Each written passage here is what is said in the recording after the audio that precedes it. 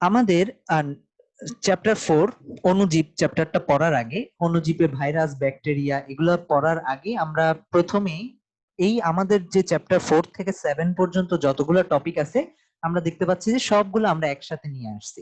কেন একসাথে নিয়ে আসছি আমি বলতেছি, আমাদের বইটা এমন ভাবে সাজানো হয়েছে, আমরা যদি দেখি প্রথমে ভাইরাসকে রাখানো হয়েছে, তারপর ব্যাকটেরিয়া, তারপর শৈবাল, তারপর ছত্রাক, ব্রায়োফাইটা, টেরিডোফাইটা, দেন নগ্নবীজি, দেন আবৃতবীজি। এবং আমরা এখন চেক করব যে এমন ভাবেই বইটা সাজানো হয়েছে যে প্রথমে যে জিনিসটা আছে, ফর এক্সাম্পল ভাইরাস আছে, ভাইরাস থেকে আরেকটু ডেভেলপড কন্ডিশনে নিয়ে যাওয়া হয়েছে ব্যাকটেরিয়াকে, অর্থাৎ ভাইরাসের থেকে একটু আপডেটেড ভার্সন আমরা পাবো হচ্ছে ব্যাকটেরিয়াতে, ব্যাকটেরিয়ার থেকে একটু আপডেটেড ভার্সন পাবো শৈবালে, শৈবাল থেকে একটু আপডেটেড ভার্সন পাবো ছত্রাকে, দেন ব্রায়োফাইটা, টেরিডোফাইটা, এভাবে আপডেট হয়ে হয়ে আমরা ফাইনাল কন্ডিশনে যাচ্ছি। আমরা এখন পুরো এই জিনিসটাই চেক করব কিভাবে একটু আপডেট হচ্ছে, মানে একটু বেটার ভার্সনটা পাওয়া যাচ্ছে যত আগাচ্ছি তত। আমাদের পুরা বইয়ের এই 4টা চ্যাপ্টার শুধুমাত্র এই কনসেপ্টের উপর আমরা যে পুরা জিনিসটা নিয়ে আসছি, এজন্য আমরা ছাড়া ছাড়া ভাবে না পড়ে, আমরা ছাড়া ছাড়া ভাবে ভাইরাস বা ব্যাকটেরিয়া না পড়ে আমরা পুরা জিনিসটা একসাথে পড়বো। এখানে একটা প্রশ্ন সাধারণত খুব ফ্রিকুয়েন্টলি মাথায় আসে যে তাহলে কি আমরা যে জিনিসটা দেখতেছি এখানে, যে ভাইরাস ব্যাকটেরিয়া শৈবাল একটা সিরিয়াল ফ্লো করে যাচ্ছে এবং আস্তে আস্তে এক কোষী বা অকোষী ভাইরাস থেকে আমরা ফাইনালি যে আবৃতবীজী বট গাছ পাচ্ছি, তাহলে কি এরকম কিছু হচ্ছে, এখানে ইভলিউশন টাইপের কিছু হচ্ছে? এরকম কিছু প্রশ্ন আসে। আচ্ছা, ট্রান্সলেশন ট্রান্সক্রিপশন দিয়ে আমি প্রচুর অনেকক্ষণ ধরে কথা বলে আলটিমেটলি এটা বলতে পারি যে হ্যাঁ, ইভলিউশন বলে কিছু না, আমাদের বইটা এভাবেই সাজানো হয়েছে। এইভাবে সিরিয়ালি যে তৈরি হয়েছে এরকম কোনো প্রমাণ নাই, বা এভাবে সিরিয়ালি তৈরিও হয়নি। আমরা যখন বোটানি জুলজি পড়বো, জুলজির লাস্ট চ্যাপ্টার মানে জেনেটিক্স চ্যাপ্টারটা লাস্টে ফেজ ওয়াইজ একটা ভাগ দেওয়া আছে, আর্কিক এইজ, তারপর মেসোজোইক এইজ, এরকম কিছু ভাগ দেওয়া আছে। ওখানে একটা কেম্বিয়ান এইজ নামে এইজ আছে, যেখানে আমরা দেখতেছি একসাথে সবগুলা প্রাণী ইভলভ করে।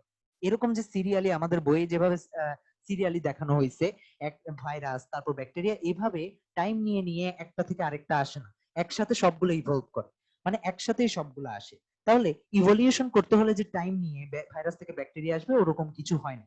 এছাড়াও অসংখ্য প্রুফ আছে এগুলা নিয়ে, অক্সফোর্ড ইউনিভার্সিটির যেসব রিসার্চার আছে তাদেরও অসংখ্য লেকচার আছে, কেউ চাইলে আমার সাথে পরবর্তীতে কথা বলতে পারো এগুলা নিয়ে। তবে আমি আপাতত জাস্ট বইয়েই ফোকাস করতেছি, জাস্ট আমাদের পরীক্ষার জন্য আমরা যদি এভাবে সিরিয়ালি মনে রাখি, ভাইরাস থেকে ব্যাকটেরিয়া, ব্যাকটেরিয়া থেকে শৈবাল, এই যে একটার থেকে আরেকটা বেটার ভার্সন, আমি ইভলভ বলবো না, একটা থেকে আরেকটা বেটার ভার্সন হিসেবে সাজানো হয়েছে, ওটা দেখলে আমাদের পড়াটা ইজি হয়। সো আমরা ক্লাস ঢুকে যাই। শুরুতে আমরা পুরা জিনিসটাকে দুই ভাগে ভাগ করব।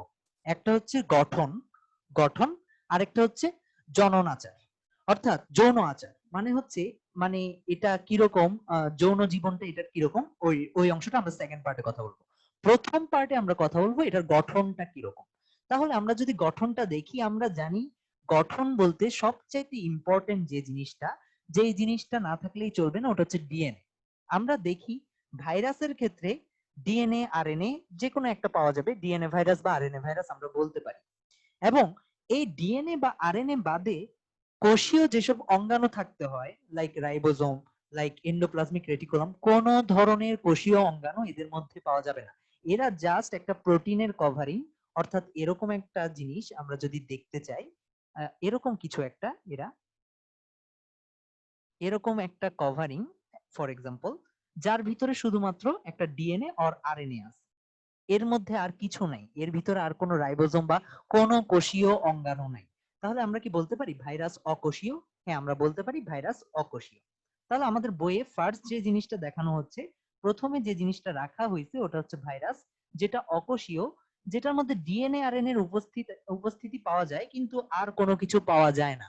তাহলে এখান থেকে কি আমরা বলতে পারি ডিএনএ আরএনএ বাদে আর কোনো কিছু যদি না পাওয়া যায়, এখানে যদি রাইবোজোম না পাওয়া যায়, এরিথ্রোপ্লাজমিক রেটিকুলাম পাওয়া না যায়, এখানে কি প্রোটিন উৎপন্ন হতে পারবে? না, প্রোটিন উৎপন্ন হতে পারবে না। কারণ কি, আমরা সেন্ট্রাল ডগমা পড়ে আসছি ফার্স্ট চ্যাপ্টারে। ফার্স্ট চ্যাপ্টারে যারা ভুলে গেছো তারা ফার্স্ট চ্যাপ্টারের লেকচার গুলো দেখে আসতে পারো। সো ফার্স্ট চ্যাপ্টারে আমরা দেখছিলাম সবগুলো ইনফরমেশন কোথায় জমা থাকে? ডিএনএ তে জমা থাকে। ডিএনএ তে সবগুলো ইনফরমেশন জমা থাকে, অর্থাৎ এখানে ইনফরমেশন আছে, এখানের মধ্যে ইনফরমেশন গুলো আছে। কিন্তু এই ডিএনএটা কিন্তু এনাফ না, এখান থেকে ইনফরমেশনটাকে ক্যারি করে নিউক্লিয়াসের বাইরে নিয়ে যেতে হয়। কিন্তু এখানে নিউক্লিয়াসের কোনো অস্তিত্ব নাই, এবং নিউক্লিয়াসের বাইরে সাইটোপ্লাজমে রাইবোজোম নাই। এবং আমরা জানি ডিএনএটাকে এই ইনফরমেশনটাকে ক্যারি করে এমআরএনএ কোথায় নিয়ে যায়, রাইবোজোমে নিয়ে যায়, এবং রাইবোজোমে নিয়ে যাওয়ার পরে এই জিনিসটা প্রোটিনে কনভার্ট হয়। অর্থাৎ যেই মুহূর্তে প্রোটিনে কনভার্ট হচ্ছে সেই মুহূর্তেই আমরা বলতে পারি যে এখানের মধ্যে একটা জীবনের ভাষা তৈরি হয়েছে।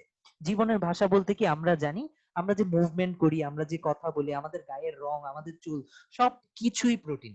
তাহলে জীবনের ভাষাটা যদি প্রোটিন হয়, যেই মুহূর্তে প্রোটিনটা তৈরি হবে সেই মুহূর্তে এরা সব কাজ করতে পারবে। লাইক এটা যদি ডাবল হতে চায়, একটা ভাইরাস থেকে দুইটা ভাইরাস হতে চায়, তাহলে এটাকে অবশ্যই কি করা লাগবে, অবশ্যই প্রোটিন তৈরি হওয়া লাগবে, যেটা এখানে ইম্পসিবল, কারণ এটা অকোষীয়। অকোষীয় অর্থাৎ এখানে কোষীয় কোনো অঙ্গাণু নাই, অর্থাৎ এখানে কোনো রাইবোজোম নাই। যদি রাইবোজোম না থাকে আমরা কি বলতে পারি এখানে কোনো প্রোটিন তৈরি হবে না। ওকে, অকোষীয়, সো এখানে কোনো প্রোটিন তৈরি হবে না, আমরা এটাও বুঝে ফেললাম। তাহলে এখানে যদি অকোষীয় কোনো প্রোটিন তৈরি না হয়, তাহলে আমরা কি বলতে পারি এখানে কোনো এনজাইম নেই, কারণ আমরা থার্ড চ্যাপ্টারে পড়ছি এনজাইম মানেই হচ্ছে প্রোটিন। তাহলে এখানে কোনো এনজাইম নেই, আর এনজাইম না থাকলে ডিএনএ থেকে কি রেপ্লিকেশন হওয়া সম্ভব? ডিএনএ ডাবল হওয়া সম্ভব না। আমরা জানি ডিএনএ রেপ্লিকেশন হতে অসংখ্য এনজাইম লাগে, আমরা পড়ে আসছি ফার্স্ট চ্যাপ্টারে। ডিএনএ রেপ্লিকেশন পলিমারেজ লাগে, ডিএনএ পলিমারেজ লাগে, তারপর হেলিকেজ লাগে, লাইগেজ লাগে। এগুলো কিছুই কিন্তু এখানে নাই। যেহেতু এখানের মধ্যে কোনো রাইবোজোম নাই, কোনো প্রোটিন তৈরি হওয়ার ওয়ে নাই, তাহলে কোনো এনজাইম নাই।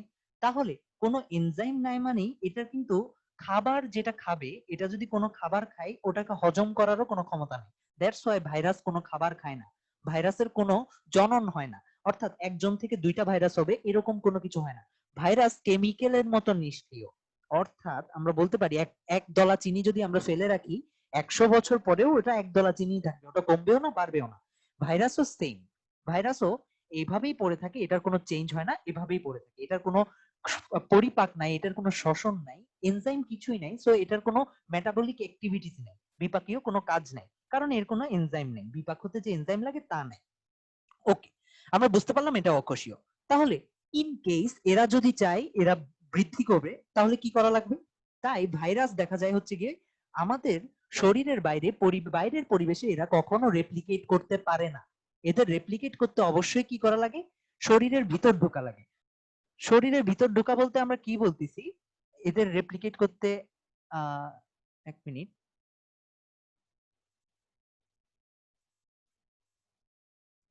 তাহলে আমরা যেখানে ছিলাম, আমরা বলছিলাম যে ভাইরাস যদি চায় সে রেপ্লিকেট করবে, অর্থাৎ ভাইরাস চাচ্ছে সে কি করবে, মাল্টিপ্লাই করবে, একটা থেকে দুইটাই কনভার্ট হবে।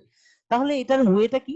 এটার ওয়ে হচ্ছে ভাইরাসকে অবশ্যই এমন একটা সেলের মধ্যে ঢুকতে হবে যা নিজের কি আছে, যার কি আছে, অবশ্যই এই এনজাইম গুলা আছে। এনজাইম গুলা থাকলে কি হবে, এই এনজাইম গুলা ভাইরাসকে সাপ্লাই দিবে এবং ভাইরাস নিজে নিজে ডাবল হতে পারবে। তাইলে এজন্যই দেখবা ভাইরাস কখনো বাইরে বাইরে সবসময় কেমিক্যালের মতো থাকে, কিন্তু ভাইরাস যখন একটা সেলের ভিতর ঢুকে, তোমার বা আমার সেলের ভিতর ঢুকে, তখন হচ্ছে ভাইরাস একটা প্রাণীর মতো আচরণ করে। অর্থাৎ কারণ কি, তখন সে রাইবোজোম আরেকজনের থেকে ধার নিচ্ছে এবং আরেকজনের থেকে রাইবোজোম ধার নিয়ে আরেকজনের ডিএনএটাকে ইউজ করে সে নিজেকে ডাবল করতেছে। তাহলে আমরা কি বলতে পারি ভাইরাস প্রোটিন তৈরি করার জন্য আরেকজনের উপর নির্ভরশীল, কিন্তু ভাইরাস নিজেকে ডাবল করার জন্য আরেকজনের উপর নির্ভরশীল। ভাইরাস সেলে ঢোকার আগ পর্যন্ত, প্রাণীর ভিতর ঢোকার আগ পর্যন্ত কেমিক্যালের মতো ছিল। ভাইরাস যখন কারো বডিতে ঢুকলো তখন সে নিজেই একটা প্রাণীর মতো আচরণ করতেছে, কিন্তু যদিও আমরা জানি এ হচ্ছে অকোষীয়, এর কোষ নাই। ওকে, তাহলে এই পয়েন্টটা বুঝতে পারলে আমরা এখন নেক্সট পয়েন্টটাই যাই। আমরা নেক্সট পয়েন্ট হচ্ছে ব্যাকটেরিয়া। ব্যাকটেরিয়া আমরা জানি, আমরা বললাম কি একটু একটু করে উন্নত হব, ঠিক আছে? তো ভাইরাসের ক্ষেত্রে আমরা দেখলাম ডিএনএ অথবা আরএনএ আছে, তো এখন ব্যাকটেরিয়াটাও ডিএনএ অথবা আরএনএ আছে। ব্যাকটেরিয়ার ক্ষেত্রে ইনফরমেশন আরেকটু বাড়ছে, ডিএনএটার মধ্যে আরেকটু ইনফরমেশন বাড়ছে, কিন্তু এতটাই ইনফরমেশন হয়ে যায় না যে আমাদের মতো 23 জোড়া ক্রোমোজোম লাগবে। আমরা জানি, আমরা ফার্স্ট চ্যাপ্টারে পড়ছি আমাদের কিছু ডিএনএ আছে, ডিএনএ এর মধ্যে আমরা জানি ডিএনএ কি কি দিয়ে তৈরি। এরকম একটা ইয়া থাকে, ফসফেট, সরি পেন্টোজ সুগার থাকে, একটা নাইট্রোজেন বেস থাকে, আরেকটা কি থাকে, ফসফেট থাকে, এবং ফসফেটটা কি থাকে, নেগেটিভ থাকে, PO4 3- থাকে। এই নেগেটিভটাকে দূর করার জন্য এটা একটা পজিটিভ প্রোটিনের সঙ্গে পেঁচায়। অর্থাৎ আমরা হিস্টোন প্রোটিন, এটা হচ্ছে মূলত হিস্টিডিন এবং আর্জিনিন দিয়ে তৈরি, এটার পিছনে পেঁচায়। সো এটার উপর যখন পেঁচায় এভাবে, তখন আমরা বলতে পারি এখন একটা ক্রোমোজোম তৈরি হয়েছে। ক্রোমোজোম মূলত ডিএনএ, কিন্তু এই ডিএনএটাকে যখন প্রোটিনের সঙ্গে পেঁচাচ্ছি তখন জাস্ট আমরা এটাকে ক্রোমোজোম বলতেছি। এখন আমার পয়েন্টটা কি? আমার পয়েন্ট হচ্ছে যে শুরুতে শুরুতে ভাইরাসের ক্ষেত্রে কোনো ক্রোমোজোমের প্রশ্নই নেই, কারণ ক্রোমোজোম তৈরি হতে হলে এখানে যে হিস্টোন প্রোটিন গুলো লাগবে, একটা হিস্টোন প্রোটিন লাগবে। হিস্টোন প্রোটিন তৈরি করার মতো প্রোটিন তৈরি করতে হলে যে রাইবোজোম লাগে, ওদের কিন্তু রাইবোজোম নাই। সো এখানে কোনো হিস্টোন প্রোটিন বা কোনো কিছুর প্রশ্ন নেই। কিন্তু আমরা যখন ব্যাকটেরিয়ায় যাচ্ছি, ব্যাকটেরিয়ায় সর্বপ্রথম কি প্রোটিন তৈরি হওয়ার জন্য রাইবোজোম পাওয়া যাচ্ছে। আমরা দেখতেছি ব্যাকটেরিয়ার ক্ষেত্রে রাইবোজোম পাওয়া যায়, যাকে আমরা বলতেছি প্রোক্যারিওটিক। রাইবোজোম পাওয়া যায়। রাইবোজোম দুই ধরনের ছিল, একটা ছিল 70S আর একটা 80S। আমরা জানি 70S হচ্ছে একটু অনুন্নত ধরনের। যেহেতু মাত্র প্রথমবারের মতো রাইবোজোম দেখতে পাচ্ছি আমরা ব্যাকটেরিয়ার ক্ষেত্রে, তাইলে ব্যাকটেরিয়ার ক্ষেত্রে আমরা যদি বলতে পারি শুরুতে ভাইরাসের ক্ষেত্রে কোনো ধরনের রাইবোজোমের অস্তিত্ব ছিল না, এখন প্রথম রাইবোজোমের অস্তিত্বটা হচ্ছে, প্রথম অস্তিত্বে কি আমরা 80S পাবো সবচাইতে ডেভেলপটা? না। তাহলে আমরা নরমাল একটা মিনিমাল লেভেলের 70S রাইবোজোম পাইলাম। ওকে, 70S রাইবোজোম নিয়ে আমরা খুশি। কিন্তু 70S রাইবোজোমও তো কিছু না কিছু প্রোটিন তৈরি করতে পারে। তাহলে সে কিছু পরিমাণ প্রোটিন তৈরি করলো এবং এই প্রোটিন গুলাকে আমরা প্রথমে নামকরণ করলাম নন হিস্টোন প্রোটিন। নন হিস্টোন প্রোটিন। এবং এই নন হিস্টোন প্রোটিন গুলার সাথে ডিএনএ পেঁচালো, এবং ডিএনএ পেঁচানোর পরে এখানে এখানে এই ডিএনএটা ঠিক আছে, নন হিস্টোনের সঙ্গে ডিএনএ পেঁচাবে, ওকে। কিন্তু এই ডিএনএটা এমন না যে অসংখ্য ক্রোমোজোম তৈরি করতে হবে। আমাদের ক্ষেত্রে যেরকম ডিএনএ অসংখ্য প্রায় 23 জোড়া ক্রোমোজোমের সঙ্গে পেঁচায়ে পেঁচায়ে কিছু একটা ইনফরমেশন ফর্ম করে, কিন্তু ব্যাকটেরিয়ার তো এত ইনফরমেশন নাই। ব্যাকটেরিয়া শুধুমাত্র একটা সেল, এটার কিন্তু এত ইনফরমেশন নাই। তাই দেখা যাচ্ছে কি এখানের মধ্যে বৃত্তাকার একটা ছোট ডিএনএ পাওয়া যাচ্ছে, যেটার ক্ষেত্রে হিস্টোন প্রোটিনও নাই, নন হিস্টোন প্রোটিন আছে। তাহলে আমরা যদি এটাকে দুই ভাগে ভাগ করি, প্রথমত দেখলাম রাইবোজোমটা 70S, তারপর দেখলাম হিস্টোন প্রোটিন নাই, নন হিস্টোন প্রোটিন আছে, আর ডিএনএ যেটা আছে ওটা হচ্ছে বৃত্তাকার। তাহলে এটা কি আমরা প্রকৃত সেল বলতে পারি? আমরা যে সেলটাকে চিনি ওটা কি এরকম? না, আমরা যে সেলটাকে চিনি ওটা কিন্তু আরো ডিফারেন্ট। ওটা কিরকম? ওটা কিন্তু 23 জোড়া ক্রোমোজোম থাকে, 23 জোড়া ক্রোমোজোম থাকে, ঠিক আছে। একটা নিউক্লিয়াস থাকে, নিউক্লিয়াস কভারিং দিয়ে কভার্ড থাকে। তারপর আমরা যে সেলটাকে চিনি ওখানে 80S রাইবোজোম থাকে, পাওয়ারফুল রাইবোজোম থাকে আর কি। আচ্ছা, তাহলে এই সেলগুলোকে আমরা চিনি, যেগুলোকে আমরা প্রকৃত সেল বলতেছি ইউক্যারিওটিক। ইউ থাকার অর্থ কোনো কিছুর আগে ওটার মানে হচ্ছে প্রকৃত। তাহলে এটাকে আমরা বলতেছি প্রকৃত সেল। কিন্তু ব্যাকটেরিয়ার ক্ষেত্রে এখানের মধ্যে আমরা দেখতেছি ডিএনএ আছে, কোন রকম একটা ক্ষয়রাতি ডিএনএ আছে, ভালো ডিএনএ নাই। তারপর হিস্টোন প্রোটিন ওটাও ক্ষয়রাতি, রাইবোজোম ওটাও ক্ষয়রাতি। সো আমরা দেখতেছি এটা হচ্ছে প্রোক্যারিওটিক।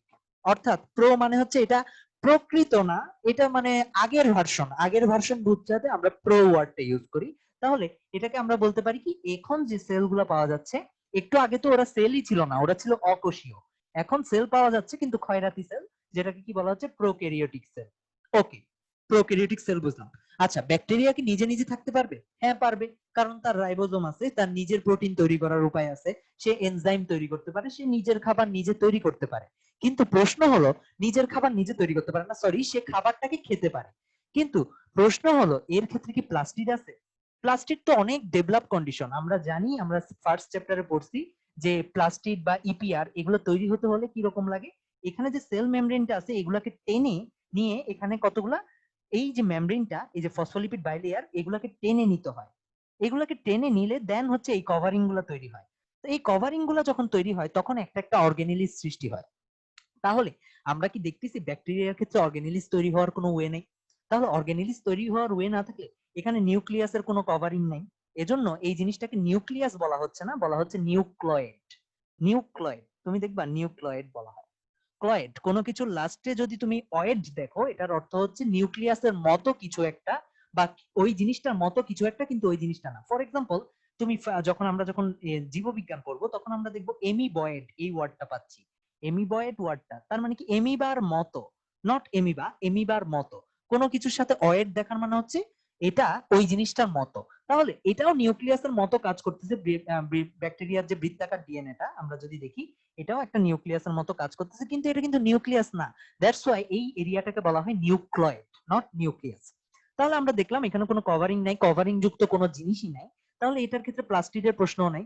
তাহলে যদি প্লাস্টিড না থাকে, সে কি নিজের খাবার নিজে তৈরি করতে পারবে? না, সে নিজের খাবার নিজে তৈরি করতে পারবে না। যারাই নিজের খাবার নিজে তৈরি করতে পারে না তারা কি করে? তারা অন্য জনকে খায়। আমরা গাছ খাই, আমরা মুরগি খাই, আমরা মাংস খাই, তার মানে কি আমরা অন্যজনকে খাই। এখন ব্যাকটেরিয়ার তো মুখ নাই, ও তো চাইলে অন্যজনকে খেতে পারবে না। ও কি করে? ও তোমার বডিতে ঢুকে। ও তোমার বডিতে ঢোকার পরে কোথায় যায়? ও রক্তে যায়। রক্তে যাওয়ার পরে সে রক্তে ভেসে বেড়ায়। এখন রক্ত মানে কি? রক্ত কিন্তু পুরাটাই কি আছে? রক্ত যদি তুমি মুখে দিয়ে দেখো, টেস্ট করে, এটা হচ্ছে নোনতা। অর্থাৎ রক্তের মধ্যে তুমি দেখবে সোডিয়াম ক্লোরাইড, পটাশিয়াম ক্লোরাইড, এগুলা ভর্তি। অর্থাৎ এগুলাকে কি বলা হয়? অজৈব লবণ। আমরা জানি জৈব পদার্থ যেগুলা জৈব লবণ বলা হয়, যেগুলো জৈব অ্যাসিডের সঙ্গে বেস করে, যেমন এটা হচ্ছে জৈব লবণ। কিন্তু জৈব অ্যাসিড তো তোমার রক্তে ভেসে বেড়ায় না, তোমার রক্তে ভেসে বেড়ায় হচ্ছে অজৈব লবণগুলো। তাহলে তোমার রক্ত থেকে যে অজৈব লবণগুলা, এগুলাই খায় হচ্ছে ব্যাকটেরিয়া। এবং এজন্য তুমি দেখবা অজৈব আমরা যখন ব্যাকটেরিয়ার বৈশিষ্ট্য দেখব, অজৈব লবণ জারিত করে বেঁচে থাকে হচ্ছে তোমার ব্যাকটেরিয়া। তাহলে আমরা একটু যদি চিন্তা করি, প্রথম জনের ক্ষেত্রে আমরা আরেকটু এখানে যাই। প্রথম জনের ক্ষেত্রে প্রথম জন ছিল সম্পূর্ণ অকোষীয়, কোনো কিছুই নেই, খাওয়া দাওয়ার কোনো প্রশ্নই আসে না। পরের জন খাওয়া দাওয়া করার ক্ষমতা রাখে, অর্থাৎ সে খেলে এটাকে হজম করার ক্ষমতা রাখে, কারণ তার এনজাইম আছে। কিন্তু খাবার তৈরি করার ক্ষমতা সে রাখে না। তার কি আছে? খাবারটা হজম করার ক্ষমতা আছে। দ্যাটস ওয়াই সে আরেকজনের উপর নির্ভরশীল, এবং আরেকজনের উপর নির্ভরশীল বলতে সে গ্লুকোজ খেতে পাচ্ছে না, সে যেটা পাচ্ছে ওটা হচ্ছে লবণ, কারণ সে রক্তে মিশে থাকে। এবং তুমি জানো এই জন্যই ব্যাকটেরিয়া তোমাকে অ্যাটাক করে। তুমিও যদি ব্যাকটেরিয়ার সাইজ হইতো, তুমিও মানুষকে অ্যাটাক করতে। কারণ মানুষ যেরকম খাওয়ার জন্য অন্যের উপর নির্ভরশীল, ব্যাকটেরিয়াও সেম, কারণ তার প্লাস্টিক নেই। এবার আমরা নেক্সট অংশে আগাই। নেক্সট অংশ আমরা যদি শৈবাল দেখি, শৈবাল ক্ষেত্রে আমরা দেখলাম কি, একটু আগ পর্যন্ত আমরা দেখলাম 70s রাইবোজোম পর্যন্ত আমরা দেখলাম। তাহলে 70s এর ডেভেলপ কন্ডিশনটা কি আমরা দেখবো, এখানের মধ্যে 80s রাইবোজোম দেখা যায়।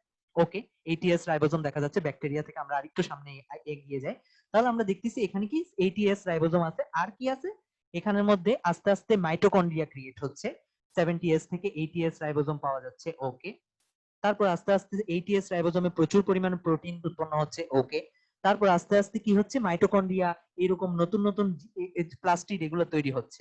ওকে, তুমি তাহলে সব ধরনের অর্গানিলিস পাচ্ছ। একটু আগে যেটা ছিল না, রাইবোজোম বাদে কোনো অর্গানিলিস ছিল না, সব ধরনের অর্গানিলিস পাচ্ছ। ওকে, সবগুলো অর্গানিলিস পাওয়ার সাথে সাথে তুমি যখন ইপিআর পাইছো, রাইবোজোম গুলো এখানে অ্যাটাচ হয়ে যাচ্ছে। তাহলে একটু আগে যে মুক্ত রাইবোজোম পাইছো, এটাও এখন আর পাচ্ছ না, বদ্ধ রাইবোজোম পাচ্ছ। তার থেকে বড় কথা হচ্ছে এখন ইনফরমেশন অনেক বেড়ে গেছে। তোমার যে এত কিছু জিনিস তৈরি করা লাগছে, এদের মধ্যে প্রোটিন আছে, অনেক কিছু আছে, তাইলে তোমার প্রোটিন ডিমান্ডটা অনেক বেড়ে গেছে। তাহলে প্রোটিন ডিমান্ড বেড়ে গেলে তুমি চিন্তা করো তো, ডিএনএ এর মধ্যে মেসেজের পরিমাণও বেড়ে যাবে না? ডিএনএ এর মেসেজের পরিমাণ অনেক বেড়ে গেছে, এবং ডিএনএ এর মেসেজের পরিমাণ যখন বেড়ে গেছে, তখন এই ডিএনএ গুলা মাল্টিপল ক্রোমোজোমে অ্যাটাচ হতে শুরু করছে। এখন মাল্টিপল ক্রোমোজোমে যখন অ্যাটাচ হতে শুরু করছে, এখন আমরা বুঝলাম যে ক্রোমোজোম ক্রিয়েট হওয়া শুরু করছে। কিন্তু ক্রোমোজোম যখন ক্রিয়েট হওয়া শুরু করছে, ক্রোমোজোম মূলত কি? ডিএনএ এর সঙ্গে প্রোটিন মিক্স হয়ে কিছু একটা তৈরি হয়েছে। কিন্তু আমরা জানি মানুষের ক্ষেত্রে প্রতিটা ক্রোমোজোম 2 জোড়া করে থাকে। একটা আসে মাতা থেকে, আরেকটা আসে পিতা থেকে। কিন্তু এখনো কি তুমি 2 জোড়া পাওয়ার মতো কিছু করছো? না। এখন জাস্ট তুমি ক্রোমোজোমটাকে, তোমার বডিতে যে ক্রোমোজোমটা ছিল, ওটা কি প্রোটিনের সাথে পেঁচাইছো। তাহলে 2 জোড়া ক্রোমোজোম থাকলে ওটাকে আমরা কি বলতাম? Diploid condition. Diploid condition.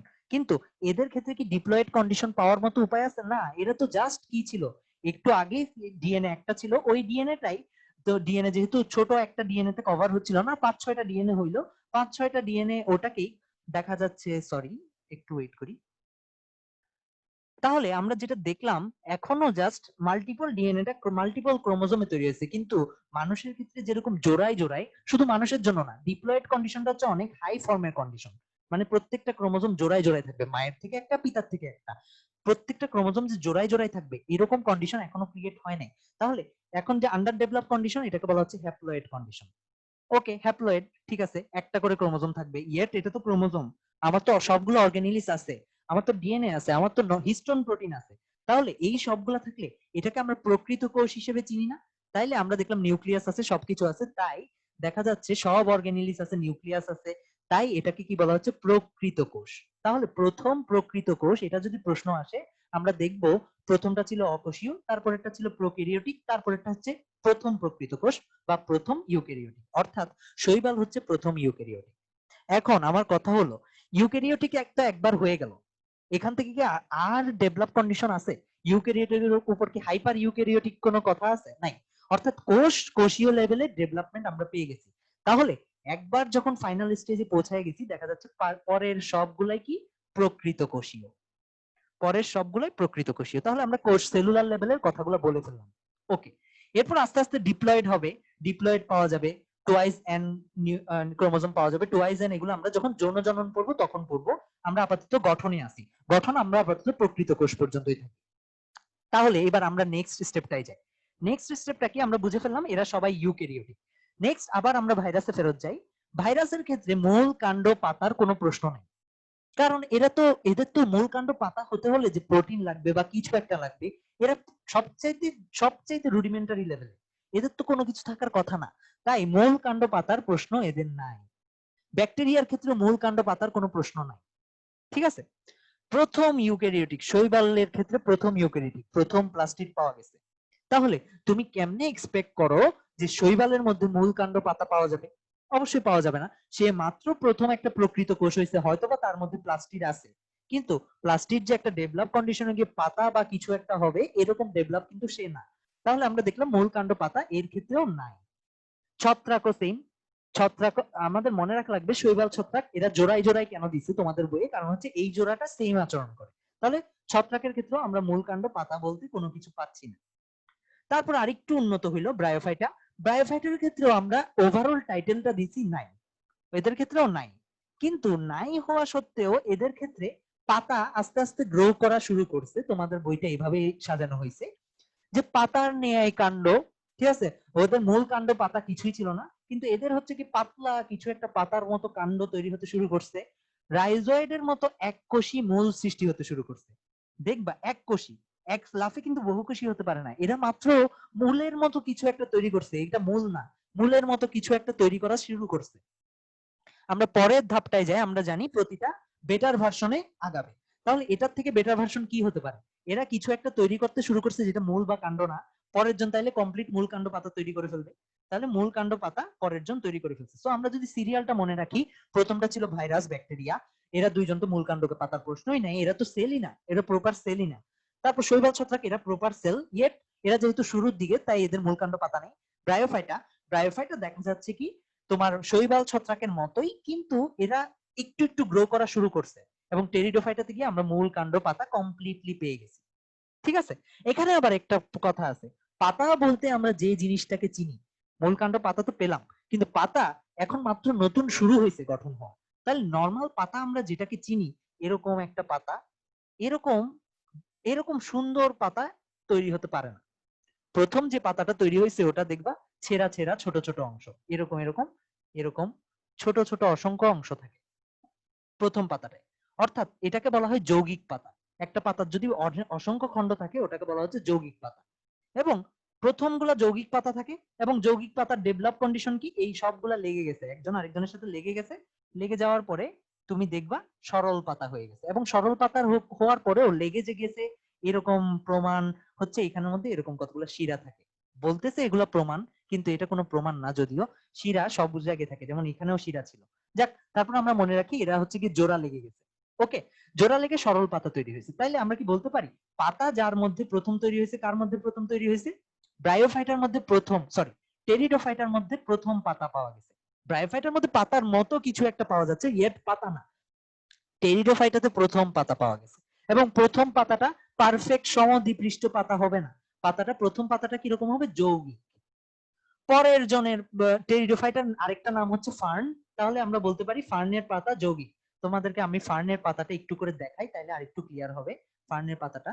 তাহলে আমরা যদি ফার্নের পাতা দেখি, যে একটা পাতার মধ্যে অসংখ্য এরকম অংশ আছে, এবং এই অংশগুলাকে এরকম অংশ থাকলে এগুলাকে বলি যৌগিক পাতা। এবং ফার্নের পরে আরেকটু ডেভেলপ কন্ডিশনে তুমি যখন যাবা তখন দেখবা নগ্নবীজি উদ্ভিদ, অর্থাৎ ফার্নের থেকে আরেকটু ডেভেলপ কন্ডিশন, ওটার মধ্যেও দেখবা পাতাগুলা এরকম ছোট ছোট অংশ, অসংখ্য যৌগিক পাতা, অসংখ্য পক্ষল পাওয়া যায়। ঠিক আছে, এবং এই অংশটা যদি আমরা আম পাতা দেখি, আম পাতার ক্ষেত্রে দেখতেছি ঠিক আছে যৌগিক অংশগুলো জোড়া লেগে গেছে বলে মনে হচ্ছে। ঠিক আছে, তাহলে একবারে তো এরকম সুন্দর পাতা তৈরি হতে পারে না। সর্বপ্রথম যে পাতাটা মূল কাণ্ড পাতা সর্বপ্রথম পাওয়া গেছে টেরিডোফাইটাতে। আচ্ছা, কিন্তু এদের পাতাটা হচ্ছে যৌগিক। পরের জনের পাতাটাও কিরকম হবে? যৌগিক। আমরা দেখলাম সাইকাসের পাতা যৌগিক, নগ্নবীজির পাতা যৌগিক। এবং পাতা যে শুধু যৌগিক তা না, আমরা দেখলাম একটু কাটা কাটা, আচ্ছা ওখানে আমরা না যাই, যেহেতু এটা দেখতে ফার্নের পাতার মতো, দ্যাটস ওয়াই সাইকাসের আরেক নাম হচ্ছে পাম ফার্ন, সাইকাসের অন্য নাম হচ্ছে পাম ফার্ন। ওকে। আর আমরা দেখতেছি সমদ্বিপৃষ্ঠ পাতা। সমদ্বিপৃষ্ঠ পাতা তো আমরা বুঝলাম যখন দুইটাই সমান হয়ে গেছে, দুইটাই জোড়া লেগে গেছে, সমদ্বিপৃষ্ঠ পাতা, এটা হচ্ছে ডেভেলপ কন্ডিশন। আমরা একটু পজ দেই। আচ্ছা, আমরা বুঝতে পারলাম। এখন আমরা যাই হচ্ছে ভাস্কুলার বান্ডেল। ভাস্কুলার বান্ডেল নিয়ে আমরা ক্লাস 9-10 এ পড়ছিলাম হালকা করে, জাইলেম ফ্লোয়েম এদের কাজ কি আমরা পড়ছিলাম, যদিও এটা আমরা উদ্ভিদের শারীরতত্ত্বের পরে টিস্যু তন্ত্রের চ্যাপ্টারটাই প্রপারলি পড়বো আবার। আপাতত আমরা জাস্ট এটা মাথায় রাখি, উদ্ভিদ বেঁচে থাকার জন্য কি লাগে? খাবার লাগে। এই খাবারটা কোথায় তৈরি হয়? পাতায় তৈরি হয়। কিন্তু খাবার তৈরি করার জন্য আমরা জানি সালোক সংশ্লেষণের নিয়মটা কি, কার্বন ডাই অক্সাইড এবং পানি মিশে কি তৈরি করে? গ্লুকোজ তৈরি করে। CO2 এবং H2O এই দুইটা একসাথে হয়ে গ্লুকোজ তৈরি করে। কার্বন ডাই অক্সাইড আমরা কোথা থেকে পাই? বাতাস থেকে পাই। পাতা বাতাস থেকে কার্বন ডাই অক্সাইড নিতে পারে, কিন্তু পানিটা কোথা থেকে পাবে? পানিটা পাবে অবশ্যই মাটি থেকে। তাহলে এই মাটি থেকে পাতা এই খাবার পানিটাকে তুলতে হবে না? এই যদি মাটি থেকে পানিটা তোলা লাগে, তাহলে তোলার জন্য অবশ্যই একটা চ্যানেল লাগবে। আমাদের যেরকম রক্তনালী আছে, উদ্ভিদের সেরকম আছে জাইলেম। ঠিক তেমনি ফ্লোয়েম লাগবে না? এই খাবারটা তৈরি হয়ে কি বসে থাকবে? খাবারটা তৈরি হয়ে তো বসে থাকবে না, খাবারটা বিভিন্ন অংশে ছড়াতে হবে। এই খাবারটা ফুডটা যেখানে যে ছড়ায় তাকে বলা হয় ফ্লোয়েম। এই জাইলেম এবং ফ্লোয়েম দুইটাকে একত্রে বলা হয় কি? Vascular bundle. আমরা এখন ভাস্কুলার বান্ডেল নিয়ে কথা বলি। প্রথম 4 জনের ক্ষেত্রে আমরা দেখি ভাইরাস, ব্যাকটেরিয়া, শৈবাল, ছত্রাক, এদের ক্ষেত্রে ভাস্কুলার বান্ডেলের কোনো প্রশ্নই নেই। কারণ কি? ভাইরাস, ভাইরাসের তো অবশ্যই প্রথম 4 জনের ক্ষেত্রেই যদি আমরা একসাথে বলি, ভাইরাস ব্যাকটেরিয়া যদিও ভাস্কুলার বান্ডেল কোন থাকাটা যুক্তিযুক্ত না, কারণ এদের প্লাস্টিডই নাই। পাতার মধ্যে পানি ওঠার কেন দরকার পড়তেছে? এদের তো প্লাস্টিডই নেই। তাহলে বাকি 2 জনের ক্ষেত্রে, শৈবাল ছত্রাকের ক্ষেত্রে ভাস্কুলার বান্ডেল নাই, যদিও প্লাস্টিড আছে, ছত্রাকের ক্ষেত্রেও প্লাস্টিক নাই। কিন্তু এদের তো মূল কাণ্ড পাতাই নেই। যার মূল নাই সে পানিটা টেনে তুলবে কিভাবে? আর যার পাতা নাই সে পানিটাকে কোথায় তুলবে? তাহলে পরের 2 জনের ক্ষেত্রে ভাস্কুলার বান্ডেল থাকাটা যুক্তিযুক্ত না। তাহলে আমরা যদি এর পরের অংশটাতে দেখি, এর পরের জন্য ব্রায়োফাইটার ক্ষেত্রে আমরা দেখতেছি মূলের মতো কিছু একটা তৈরি হয়েছে, ওকে, কিন্তু এটা তো মূল না। তাহলে এর ক্ষেত্রে ভাস্কুলার বান্ডেল নাই। এটাই তো সেন্সিবল। যার মূল নাই, মূলের মতো কিছু থাকলেই হবে নাকি? মূল তো নাই, তাহলে মূল নাই, তাহলে ভাস্কুলার বান্ডেলও নাই। প্রথম মূলকাণ্ড পাতা কার ক্ষেত্রে পাওয়া গেছিল? প্রথম মূলকাণ্ড পাতা পাওয়া গেছিল টেরিডোফাইটার ক্ষেত্রে। তাহলে প্রথম জাইলেম ফ্লোয়েমও পাওয়া গেছিল আমরা দেখবো টেরিডোফাইটার ক্ষেত্রে। এখন জাইলেমের তো 4টা পার্ট আছে, জাইলেম প্যারেনকাইমা, জাইলেম ফাইবার, তারপর হচ্ছে গিয়ে ভেসেল, তারপর ট্রাকিয়া, এরকম 4টা ভাগ আছে। এখন সবগুলা ভাগ মাত্র তৈরি হইলো, জাইলেমটা মাত্র তৈরি হইলো, সবগুলা ভাগ কি তোমার পাওয়া যাবে? তাই দেখা যায় হচ্ছে নগ্নবীজির ক্ষেত্রে জাইলেমের ভেসেল, ফ্লোয়েমের সঙ্গী কোষ এগুলো পাওয়া যায় না। অর্থাৎ জাইলেমের 3টা পার্ট পাওয়া যায়, একটা পার্ট এখনো তৈরি হতে পারেনি। আবৃতবীজির দিকে গিয়ে সর্বপ্রথম দেখা যায় হচ্ছে গিয়ে সবগুলা পার্ট, জাইলেমের যে 4টা পার্ট, ফ্লোয়েমের যে 4টা পার্ট, সবগুলা প্রথম তৈরি হয়েছে। তাহলে দেখলাম কিভাবে জাইলেম বা ভাস্কুলার বান্ডেল এগুলো আস্তে আস্তে ডেভেলপ হচ্ছে। এবং আমরা পরবর্তীতে যখন আবৃতবীজি পড়বো তখনও দেখবো যে কিভাবে এই জাইলেম ফ্লোয়েমটা যখন প্রথম তৈরি হচ্ছিল তখন এরকম সেন্টারে ছিল, সবগুলা সেন্টারে ছিল জাইলেম ফ্লোয়েম গুলা। তারপর আস্তে আস্তে দেখা যাচ্ছে জাইলেম ফ্লোয়েম গুলা যতই আস্তে আস্তে ডেভেলপমেন্টে যাচ্ছে, আমরা যদি দেখি এখানে প্রথম যেটা টেরিডোফাইটার ক্ষেত্রে যখন জাইলেম ফ্লোয়েমটা তৈরি হচ্ছিল, জাইলেম ফ্লোয়েম নামে আলাদা কোনো বান্ডেল ছিল না, এরকম সেন্টারে সবগুলা ছিল। এরপর আস্তে আস্তে দেখা যাচ্ছে এই জাইলেম ফ্লোয়েম গুলো ভেঙে যাচ্ছে, যতই বড় হচ্ছে ভেঙে যাচ্ছে, ভেঙে গিয়ে আস্তে আস্তে টুকরা হচ্ছে, এরকম টুকরা হচ্ছে ঘড়ির কাঁটার মতো। এগুলোকে বলা হচ্ছে অরিও। আমরা দেখবো মূলে অরিও পাচ্ছি, এক পার্শ্বীয়, দ্বিপার্শ্বীয়, এরকম নানান ভাগে ভাগ করছি। এগুলো আমাদের নেক্সট টিস্যু তন্ত্র চ্যাপ্টারের পর। আমরা আপাতত বুঝতেছি ডেভেলপমেন্টটা কিভাবে হচ্ছে। প্রথমে জাইলেমটা তৈরি হয়েছে, এটা সেন্টারে ছিল, তারপর জাইলেমের সবগুলা পার্ট ছিল না, তারপর আস্তে আস্তে সবগুলা পার্ট তৈরি হচ্ছে। তাহলে আজ এই পর্যন্ত আমাদের যেটা মাথায় রাখা লাগবে, জাইলেমটা তৈরি হয়েছে প্রথম টেরিডোফাইটে। আচ্ছা, তাহলে যার মূল, আমরা যদি নেক্সট অংশটা দেখি, আমরা প্রথমে দেখলাম মূল কাণ্ড পাতা নাই। এরকম মূল কাণ্ড পাতা কিছু নাই, এরকম থলের মতো একটা জিনিস যার কোনো সাইড শাখা প্রশাখা নাই, তাকে বলা হয় থেলোফাইটা। অর্থাৎ এই বডিটাকে বলা হয় থ্যালয়েড বডি। প্রথম 2 জনের এইসব থ্যালয়েড বা এইসবের কোনো প্রশ্ন নাই। শৈবাল থ্যালয়েড, কারণ কি এর মূল কাণ্ড পাতা নাই, এদেরকে বলা হয় থ্যালোফাইটা। তারপর ছত্রাকও সেম, থ্যালোফাইটা। ব্রায়োফাইটা কি? Same, thallophyta. কারণ কি? থ্যালয়েড মানে মূল কাণ্ড পাতা নেই, এটা হচ্ছে জাস্ট একটা বডি। কিন্তু যখনই মূল কাণ্ড পাতা তৈরি হয়ে যায়, এরা হচ্ছে কি? থ্যালোফাইটা না, এরা অন্য কিছু। আচ্ছা, আমরা দেখি তো এই প্রথম তিনজন ব্রায়োফাইটা পর্যন্ত এরা ছিল থেলোফাইটা, ঠিক আছে?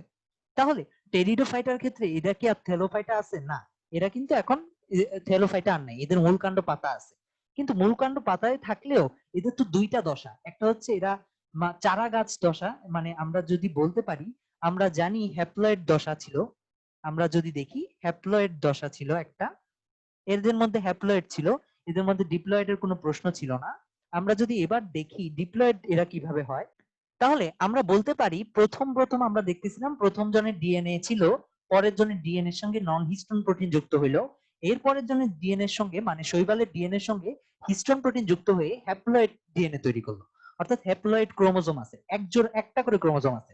এবার দুইটা শৈবাল যদি যুক্ত হয়, তখন যখন দুইটা শৈবাল যুক্ত হয়ে গেল তখনই প্রথম ডিপ্লয়েডটা পাওয়া গেল না? ওকে, কিন্তু ডিপ্লয়েড দশাটাকে আমরা গাছের ক্ষেত্রে ডিপ্লয়েড দশাটাকে বলা হয় কি স্পোরোফাইটিক দশা। আমরা গাছের যে ডিপ্লয়েড জাইগোটটা, গাছের জাইগোটটাকে বলা হয় স্পোর। তাহলে আমরা যখন হ্যাপ্লয়েড হ্যাপ্লয়েড জোড়া লাগালাম, এটা জাইগোট ফর্ম করলো, এই দশাটাকে বলা হয় স্পোরোফাইটিক দশা। এটা নিয়ে আমরা আরো ডিটেলস কথা বলবো যৌন দশার সময়। স্পোরোফাইটিক দশা। আর যখন একটা ছিল হ্যাপ্লয়েড মানে ক্রোমোজোম একটা করে ছিল, শুরুতে তো একটা করেই ছিল, যখন দুইটা শৈবাল যুক্ত হয়েছে তখন না হয় দুইটা হয়েছে, তাহলে যখন একটা করে ছিল হ্যাপ্লয়েড দশা, এই দশাটাকে বলা হয় গ্যামেটোফাইটিক দশা। গ্যামেটোফাইটিক। তাহলে আমরা প্রতিটা গাছের দুইটা দশা দেখতেছি, আমাদের ক্ষেত্রে কিন্তু এরকম দুইটা দশা থাকে না, কারণ আমাদের স্পার্ম বা হ্যাপ্লয়েড দশা যেগুলা এন যেগুলোর ক্ষেত্রে ডিপ্লয়েড ক্রোমোজোম থাকে না, ওগুলো বাঁচতে পারে না, ওগুলো মারা যায়, ঠিক আছে? কিন্তু আমাদের শুধুমাত্র টুয়াইজেন, আমাদেরকে এজন্য ডিপ্লয়েড প্রাণী বলা হয়। কিন্তু এদের ক্ষেত্রে গ্যামেটোফাইটিক দশা অর্থাৎ হ্যাপ্লয়েড দশাটাও বাঁচতে পারে, এজন্য গ্যামেটোফাইটিক দশার একটা গাছ পাওয়া যায়, তারপর স্পোরোফাইটিক দশার একটা গাছ পাওয়া যায়। ওকে, এখন আমার বুঝতে হবে এদের মধ্যে দুইটা দশা আছে, একটা হচ্ছে গ্যামেটোফাইটিক দশা আর একটা হচ্ছে স্পোরোফাইটিক দশা। ওকে, দুইটা দশা। গ্যামেটোফাইটিক কি এন, আর স্পোরোফাইটিক কি 2n। এখন আমার প্রশ্ন হলো কোনটা আন্ডার ডেভেলপড? অবশ্যই গ্যামেটোফাইটিকটা আন্ডার ডেভেলপড। আচ্ছা, আন্ডার ডেভেলপটা সবসময় আন্ডার ডেভেলপ বৈশিষ্ট্যগুলো নিয়ে ঘুরবে, আর ডেভেলপটা সবসময় ডেভেলপ বৈশিষ্ট্য নিয়ে ঘুরবে। তাহলে এবার আমরা মেইন টপিকে ফেরত যাই। আমরা দেখতেছিলাম থ্যালয়েড, এটা হচ্ছে আন্ডার ডেভেলপ বৈশিষ্ট্য, অর্থাৎ টেরিডোফাইটার ক্ষেত্রে এটা থাকার কথা না, টেরিডোফাইটার মধ্যে থ্যালয়েড থাকার কথা না। কিন্তু টেরিডোফাইটারও তো দুইটা দশা আছে, একটা হচ্ছে গ্যামেটোফাইটিক আর একটা হচ্ছে স্পোরোফাইটিক। এগুলা কি জিনিস আমরা নেক্সট দিন আবারও কথা বলবো ডিটেলস। আপাতত গ্যামেটোফাইটিক দশাটা আমরা বুঝতেছি হ্যাপ্লয়েড দশা, অর্থাৎ হচ্ছে আন্ডার ডেভেলপ দশা। তাহলে এখানের মধ্যে আন্ডার ডেভেলপ দশাটা কি হবে? থ্যালয়েড হবে। এবং এটা তো পারফেক্ট থ্যালয়েড না, এটা তো ডেভেলপড হয়ে গেছে। একটু আগে যেরকম থ্যালয়েড পাচ্ছিলাম এরকম একদম পরিষ্কার থ্যালয়েড মানে খয়রাতি থ্যালয়েড যেটা, ওটা না, এটা থ্যালয়েড ঠিক আছে, কিন্তু এর আরেকটু ডেভেলপ থ্যালয়েড, এজন্য এগুলাকে বলা হয় প্রোথ্যালাস। প্রোথ্যালাস। ওকে, তাহলে আমরা প্রোথ্যালাস কি জিনিস বুঝলাম। আর স্পোরোফাইটিক দশাটা কি ডেভেলপড হবে, এখানে মূল কাণ্ড পাতা সব আছে, সো এটার আলাদা কোনো নাম দেওয়া হয়নি। থ্যালয়েড প্রোথ্যালাস কি জিনিস আমরা বুঝলাম। লাস্ট, প্রথমে আমরা যদি দেখি প্রথম দুইজনের মূল কাণ্ড পাতার কোনো প্রশ্নই নেই, তারপরের জনের মূল কাণ্ড পাতা কিছু নাই, তারপরের জন্য মূল কাণ্ড পাতা কিছু নাই। কিন্তু ব্রায়োফাইটার দিকে আমরা দেখলাম মূল কাণ্ড পাতার মতো কিছু একটা তৈরি হচ্ছে, যদিও তৈরি হয় নাই, কিছু একটা তৈরি হচ্ছে। তার মানে ব্রায়োফাইটা থেকে আমরা বলতে পারি এটা ডেভেলপমেন্ট শুরু হয়েছে। হায়ার আমরা যদি মূল কাণ্ড পাতা থাকাকে, ফুল ফল থাকাকে ডেভেলপ কন্ডিশন ধরি, তাহলে ব্রায়োফাইটা থেকে ডেভেলপমেন্টটা শুরু হয়েছে বলতে পারি। এর আগ পর্যন্ত মূল কাণ্ড কিছু পাওয়া যাচ্ছিল না। তাহলে ব্রায়োফাইটা থেকে এই গাছগুলোকে বলা হয় ব্রায়োফাইটা, টেরিডোফাইটা, এদেরকে বলা হয় হায়ার ক্রিপ্টোগ্রামস। এখন আসি ক্রিপ্টোগ্রাম কি জিনিস। ফার্স্ট অফ অল, মূল কাণ্ড পাতা প্রথম তৈরি হয়েছে কোথায়? টেরিডোফাইটায়। মূল কাণ্ড পাতা প্রথম তৈরি হয়েছে টেরিডোফাইটায়। তাহলে টেরিডোফাইটার আগ পর্যন্ত কি ফুলের কোনো প্রশ্ন আছে? না, ফুল অবশ্যই আমরা জানি কাণ্ড, কাণ্ডের শাখা প্রশাখা, এই কাণ্ডের শাখা প্রশাখায় ফুল তৈরি হয়। ওকে, তাহলে যার মূল কাণ্ড পাতাই নাই তার ক্ষেত্রে ফুলের প্রশ্ন আসতেছে কোথা থেকে? তাহলে ফুলের প্রশ্ন যদি আসেও প্রথম আসবে টেরিডোফাইটাতে, কিন্তু টেরিডোফাইটাতে সর্বপ্রথম তোমার মূল কাণ্ড পাতা তৈরি হয়েছে, তার সাথে সাথে মূল কাণ্ড পাতা তৈরি হয়ে যাওয়ার সাথে সাথে কেমনে ফুল তৈরি হবে? পারবে না। দ্যাটস ওয়াই টেরিডোফাইটা হচ্ছে ক্রিপ্টোগ্রামস। ক্রিপ্টোগ্রামস মানে হচ্ছে যাদের মধ্যে ফুলের সৃষ্টি হয় না, ফুল সৃষ্টি হয় না। আর যাদের ক্ষেত্রে ফুল সৃষ্টি হয় ওদেরকে বলা হয় ফেনেরোগ্রামস। তাহলে আমরা বুঝলাম প্রথম তিনজন যার ক্ষেত্রে মূল কাণ্ড পাতা নাই তাদেরকে তো অবশ্যই কি বলা হবে? ক্রিপ্টোগ্রামস। প্রথম চারজনের ক্ষেত্রে ফুল নাই, চারজনই ক্রিপ্টোগ্রামস। কিন্তু প্রথম তিনজনের ক্ষেত্রে মূল কাণ্ড পাতাই নেই, তাই এদেরকে বলা হচ্ছে লোয়ার ক্রিপ্টোগ্রামস। আর পরের দুইজনের ক্ষেত্রে যদিও ব্রায়োফাইটার ক্ষেত্রে মূল কাণ্ড পাতা নাই, যদিও নাই তারপরে কিছু একটা আছে, এই জন্য এটাকে হায়ার ধরা হয়েছে। পরের দুইজনকে বলা হয় হায়ার ক্রিপ্টোগ্রামস, অর্থাৎ অপুষ্পক ঠিক আছে কিন্তু এর একটু উন্নত, আর এরা হচ্ছে অবনত। আর ব্রায়োফাইটা কি করতেছে দেখো তো, ব্রায়োফাইটার কিছু বৈশিষ্ট্য আমরা দেখতেছি এটার সাথে মিলতেছে, আবার কিছু বৈশিষ্ট্য এর সাথে মিলতেছে, দুইজনের মাঝে মাঝে একটা ব্রিজিং করতেছে না, দেখো তো কি মূলের মতো কিছু তৈরি করতেছে, কাণ্ডের মতো কিছু একটা তৈরি করতেছে। ব্রায়োফাইটা যেহেতু দুইজনের মাঝখানে ব্রিজিং করতেছে, এই ব্রায়োফাইটাকে বলা হয় তোমার ব্রিজিং অথবা সংযোজনকারী ক্লাস, সংযোজনকারী অংশ আমরা ধরতে পারি, এটাকে আমরা সংযোজনকারী বলি। এটা আবার উভচর, যাক সংযোজনকারী আমরা বুঝলাম। এরপর হায়ার ক্রিপ্টোগ্রামস এর পরে নগ্নবীজী উদ্ভিদ থেকে কি ফেনারোগ্রামস শুরু হয়েছে। ফেনারোগ্রামস মানে কি, এখানে ফুল আছে, এর পরের জনের ক্ষেত্রেও ফুল আছে, কিন্তু এবার নগ্নবীজির ক্ষেত্রে ফুলটা কি আমরা জানি, নগ্নবীজিতে জাইলেম ফ্লোয়েমের সময় আমরা দেখছিলাম যে জাইলেম ফ্লোয়েম ফুলফিল ছিল না, অর্থাৎ ভেসেল সব ছিল না, জাইলেমের ক্ষেত্রে ফ্লোয়েমের ক্ষেত্রে সঙ্গী কোষ ছিল না, অর্থাৎ সবগুলা মেম্বার ছিল না, সবগুলো কম্পোনেন্ট ছিল না। ফুলের ক্ষেত্রেও দেখা যাবে সবগুলো কম্পোনেন্ট নাই। আমরা জানি একটা ফুলের কি কি জিনিস থাকে, গর্ভাশয় থাকে ফুলের ক্ষেত্রে, পুরু পুং স্তবক থাকে, স্ত্রী স্তবক থাকে, এগুলো আমরা পড়বো উদ্ভিদ প্রজননে। কিন্তু স্ত্রী স্তবকের যেসব পার্ট, গর্ভাশয়, গর্ভমুণ্ড, গর্ভদণ্ড, এগুলা থাকে না। আর এই গর্ভাশয়টাই পরবর্তীতে ফলে কনভার্ট হয়, আর গর্ভাশয়ের ভিতরে যেটা থাকে ওটা বীজে কনভার্ট হয়। তাহলে এই গর্ভাশয় যদি না থাকে নগ্নবীজী উদ্ভিদের ক্ষেত্রে, তাহলে এই বীজটা কি আর ঢাকা থাকতেছে? ঢাকা থাকতেছে না, কারণ ফল তৈরি হতে পারতেছে না, গর্ভাশয় তো নাই নগ্নবীজির ক্ষেত্রে। কারণ কি, ফুলটা কমপ্লিট না, ফুলটা মাত্র তৈরি হয়েছে, এটার মধ্যে কমপ্লিট ফুল থাকতে পারে না। তাইলে আমরা কি বলতে পারি বীজটা কি হচ্ছে, বীজটা খোলা থাকতেছে, এজন্য এটাকে বলা হয় নগ্নবীজি। পরের জনের ক্ষেত্রে গর্ভাশয় তৈরি হবে, গর্ভাশয়টা পরবর্তীতে ফলে কনভার্ট হয়, ফলে কনভার্ট হইলে আমরা দেখতেছি বীজটা সম্পূর্ণ ঢেকে থাকতেছে। দ্যাটস ওয়াই পরের জনের নাম হচ্ছে আবৃতবীজি, এবং পরের জনে কমপ্লিট ফুল পাওয়া যাবে, আগের জনের মতো হাফ, আধা পরাইন্না ফুল পাওয়া যাবে না। তাহলে আমরা বুঝতে পারলাম যে গঠনগুলা কিভাবে চেঞ্জ হচ্ছে। আমরা আজকে খালি বডির গঠন দেখলাম, মূল, কাণ্ড, পাতা, ফুল, তারপর জাইলেম ভেসেল, ভাস্কুলার বান্ডেল, এগুলা কি কি দিয়ে তৈরি আমরা খালি এই অংশটা দেখলাম। যৌন আচার আচরণ কিরকম হয় এটা আমরা নেক্সট অংশে দেখবো। ঠিক আছে, তাইলে আজকে এইটুকু। আসসালামু আলাইকুম।